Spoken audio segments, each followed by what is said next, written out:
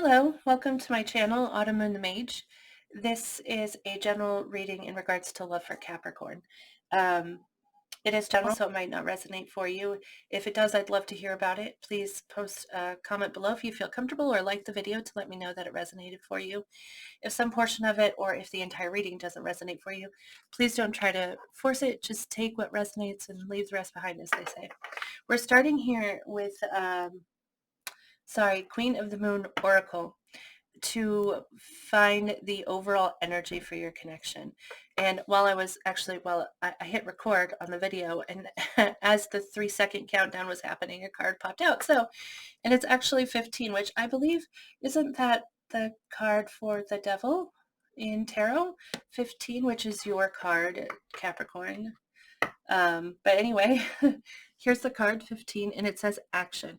And this card actually talks about fear holding us back and how we get paralyzed with it because we're afraid to take action because of what that change means. And sometimes we're afraid of the actual change, and sometimes we're afraid of what might happen because of the change, and so we don't take action. But this card is calling for action. So either action is happening in your connection now, like you're taking the action that you feel compelled to take, or you're being advised to do that here. So please take that how that resonates. We're going to take a look at the tarot now. We're going to draw cards for three cards for how they feel about you, and then 3 cards for where this connection is headed. Okay. We're also going to clarify the cards, but we're going to start with how they feel about you, Capricorn. Excuse me. How does the person connecting with Capricorn feel about them? 3 cards, please. How do they feel about Capricorn? Whoa, that's 4 cards. But we get the Fool, which is an Aries card. I don't know if you're connecting with an Aries, but Fool energy is about taking a leap, and wanting the desire to take that leap. It's about courage, or lack of fear anyway, which is odd. Maybe this is a situation where the action card means that you are taking that action, because the Fool is really someone who wants to do it. They don't want to be afraid. They want to just do it. They want to dive in. They don't want to over-examine it, analyze it. Sorry. They just want to take that leap and see what happens, which is, I like that energy, but I'm an Aries. So the Devil, which is your card, which is 15. Yep, it is 15, see? Which the Devil talks about obsession, okay? But we'll go ahead and we're going to clarify those. We get the Magician. Wow, that's 3 major arcana.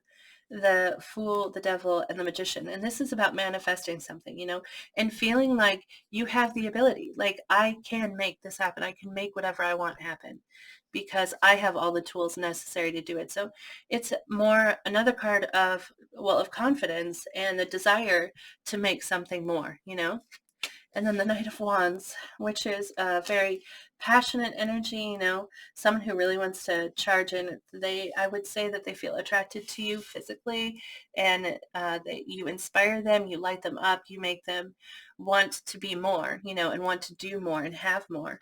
And so you encourage them to charge forward in that. That's really great energy. I mean, all of that is really great. All of this, the Devil card can be bad because it obviously speaks of things that we let control our behavior. So that can be negative, but this is also your energy, and it is also a card of obsession. So we're going to clarify it, but first we're going to take a look at what to expect in the future of this outcome. In the future of this connection. Can we get 3 cards for most likely future for this connection, please? The 6 of Pentacles, which is a card of reciprocation and generosity. Whoa. The 5 of Wands, which is conflict, okay? But it's conflict that you really want to fight through. So things aren't going to be 100% easy, okay? But, and the 4 of Pentacles, which is holding on to something. Okay. So, yeah. The Six of Pentacles is reciprocation and generosity. Okay, the Five of Wands is that that conflict, which might be, this might indicate that there's somebody else that's causing a problem, like outside of this connection. Like there's somebody outside of the connection that is causing. Well, I mean conflict. I just said that, but yes, that could be what that means. Either way, it just means that the connection still means a lot to the both of you, because it's a wand, and that is something that you care about. It's something that you're passionate about and that you want to move towards, but there is some kind of conflict. So we will clarify that. The Four of Pentacles is holding on to something. This person is holding this pentacle really tight. They're squeezing it to their chest, and they're not going to let it go. It's very important to them. So that may be something in the future, like holding on to the connection. If this is another person, like someone outside of the connection that is affecting it, this may be like a possessiveness, feeling possessive. But like I said, we're going to clarify these cards. So let's go ahead and do that now.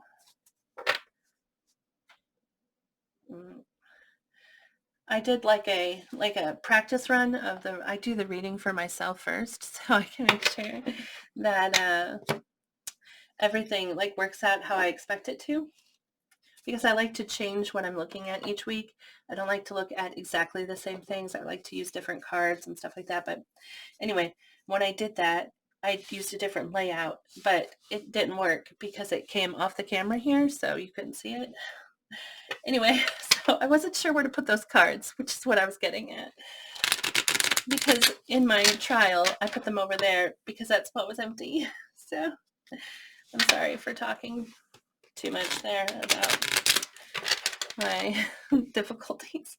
Let's go ahead and take a look at how they feel. We'd like to clarify the Fool, if you wouldn't mind. Please clarify the Fool.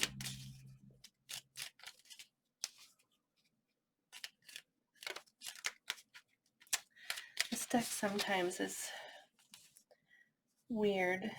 Okay, so we get the Devil card again, which again is your card, and it's already showing up here, which could have to do, like I said, with obsession. We also get the Queen of Pentacles, which is also your energy here, which is somebody who is, it could be you, like this could be speaking of you here, but the Queen of Pentacles is a mother sometimes. It's also someone who's just very nurturing, very caring, very giving of themselves, okay? So it might represent that energy. And then the Ace of Pentacles here. But I kind of feel like this is, see, they want this new beginning. This is how they feel about you. They're enthusiastic, excited, like want to take that leap. And I just feel like this is them almost obsessively like toxic about it, like really, really focused. This is something they really want. And the Devil card talks about holding on to that really tightly. You know what I mean? Because and we're holding on so tightly that we let that desire, or we let that thought, or whatever the devil represents, we let it control us. And so this is like almost toxically obsessed with a new beginning, because we have this Ace of Pentacles, which is a new beginning, and it's a tangible and a committed beginning. It's something real, something concrete, something you can count on and you build up from. So I feel like this is saying that they're very obsessive about wanting that new beginning with you. Let's go ahead and clarify the Devil. These cards. Let's see what we have. The Knight of Pentacles and the Eight of Pentacles. It's funny because it's just like clarifying what I've already said. The Knight of Pentacles knows what he wants, and he's moving towards that. But it's a slower process. It's a slow process. They have to take each step carefully. They want to make sure that where they're headed is exactly what they think it is, but also that they follow the right steps to get there. And the Eight of Pentacles is about working at something until you've perfected it. So continually working at it, and trying again and again until you've perfected what it is that you're working at. Can we clarify the Magician?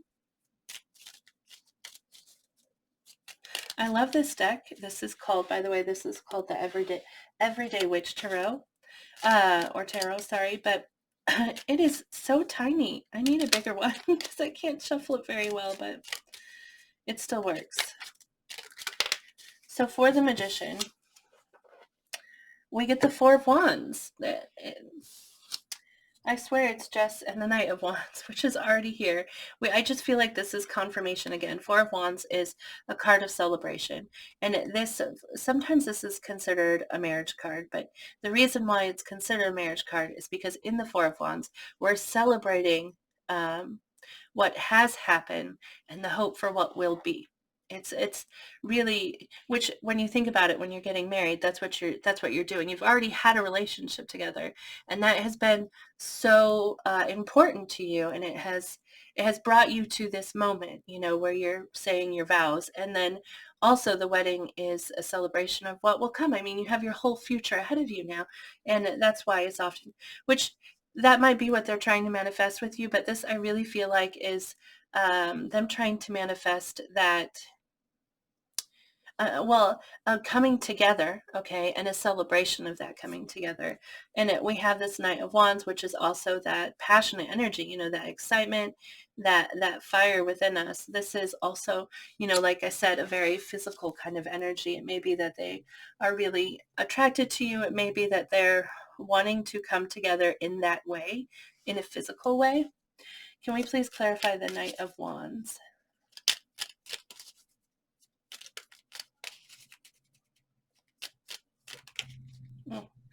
For the Knight of Wands, we get the King of Cups, which is water energy. So this could be Pisces, yes, Pisces, Cancer, or Scorpio energy here. But did I say the Knight? It's the King of Cups. But the King of Cups represents that really unconditional love, compassion and really deep feeling. Okay. And then we get the Chariot, which is someone who's focused on a destination. They're very focused on where they're headed. This is where I want to be, and this is where I'm going.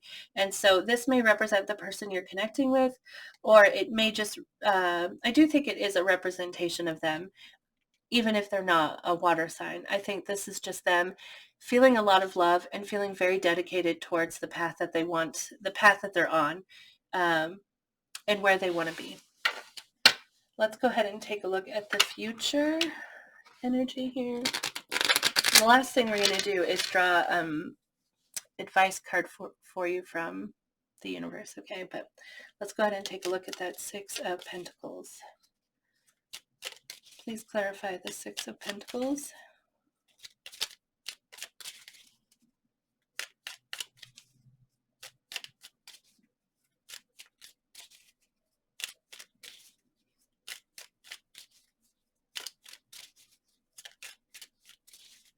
I can't remember last week if I remember doing a reading last week, and the message that came across was they know what they want. Actually, no, that was Scorpio. So if you're dealing with a Scorpio, well, that would have been you. If you're dealing with a Scorpio, then it would have been you knowing what you want. Anyway, I thought it might have been you, but it was not Capricorn that got that reading. But anyway, so the Six of Pentacles, like I said, talks about equal give and take. It talks about reciprocation and generosity. And to clarify that, we get the Tower, which is about change, okay? The Tower is about sudden change, and maybe even change that you weren't expecting, or change that just really shifts. It really shifts your life, okay? So there's something here in the future about a balance, about an equal give and take, and about a change. And it may be that change is required to create that balance, okay? Or it may be that no, I think that I'm pretty sure that's what it's saying here, that there is some kind of change that is required to create that balance. But this change may come in unexpectedly, or it may come in very quickly, with the Tower card coming out there. Can we please clarify the Five of Wands, which again is conflict, some kind of conflict, generally something outside of the connection, or, wow, okay. So we get the Star, which is about a wish.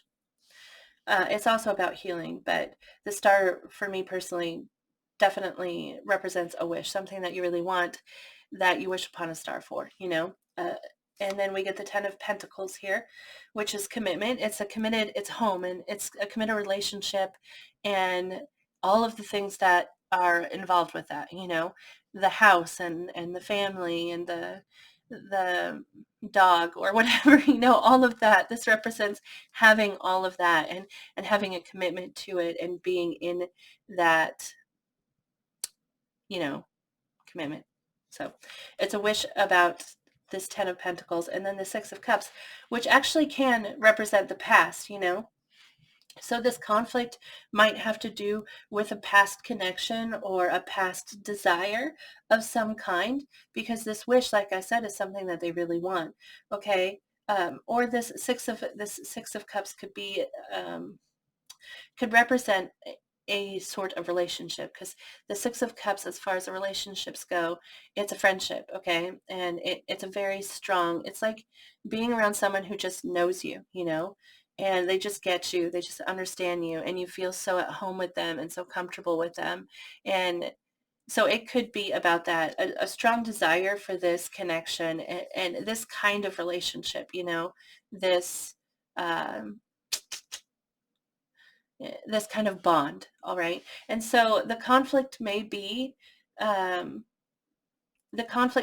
in regards to a past connection, and the hopes for that past connection, or it may be that even though this conflict is happening, this desire is strong, this desire to have this connection is strong.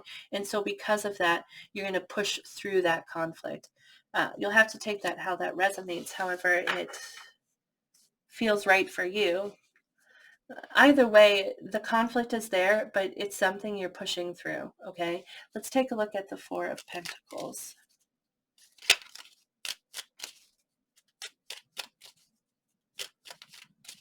I really feel like that 4 of Pentacles is saying, I'm not going to let go. I think it's just confirmation of that 5 of Wands. Like, there's conflict here, but I'm not letting go of this. I'm holding on to this tightly because this means a lot to me, and I don't want to let it go. Can you clarify the 4 of Pentacles for me?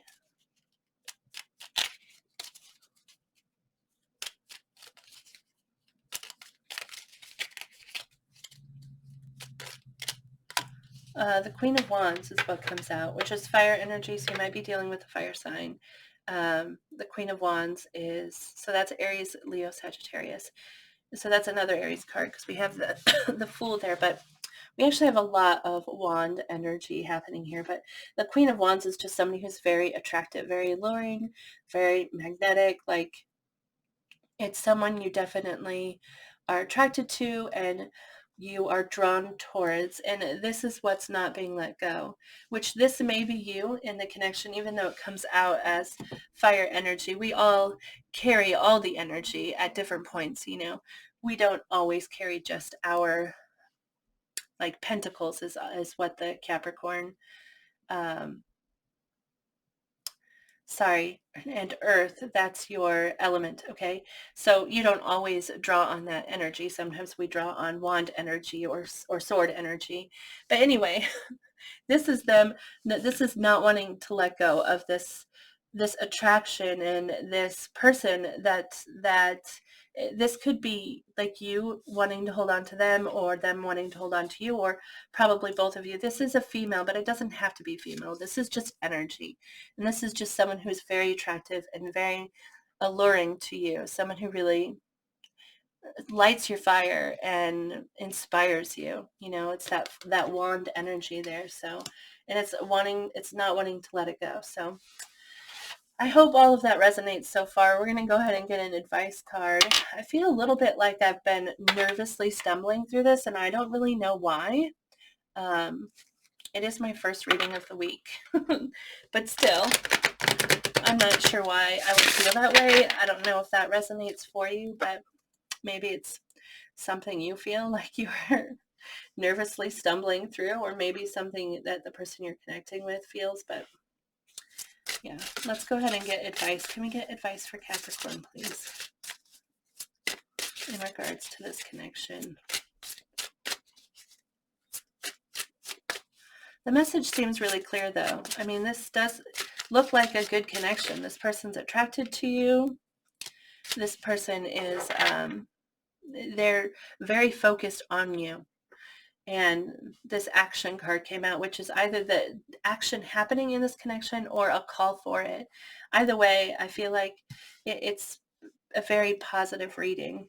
The card that we get for you is card number 39. And it says, "We are one." I'm going to read to you from the book what that says. This book has numbers, which will make it easy to find. Not like last week's readings. We are one. Love is revealed when you dig beneath our differences and find that which connects us. Do you look upon the world and see all the ways you don't belong? Do you struggle to connect, to feel loved and understood? You've decided that you're too different to be loved, too radical to be seen. You've latched your identity to your skin, and you've tied your I amness to all the ways you differ from others. With these futile attempts at claiming a unique you, you've barricaded all the windows within your house and wondered why you can't see out. This card reminds you that you feel unloved and misunderstood when you see yourself as different from others. You and your brothers are limbs of the same body, leaves of the same tree. A hand suffers when it's severed from the body. A leaf cannot live when it separates from its branch. Today, dig deeper into your definition of self. See every new encounter as an opportunity to find that which connects you to others, and take pleasure in dwelling on what makes you and I the same. This is when you come to know that your soul is mine and mine is yours, and you and I are one. So I don't know if you need to do this with the person you're connecting with. Maybe you're feeling insecure in this connection and you're focusing too much on how you differ from them and um, how maybe your lives differ.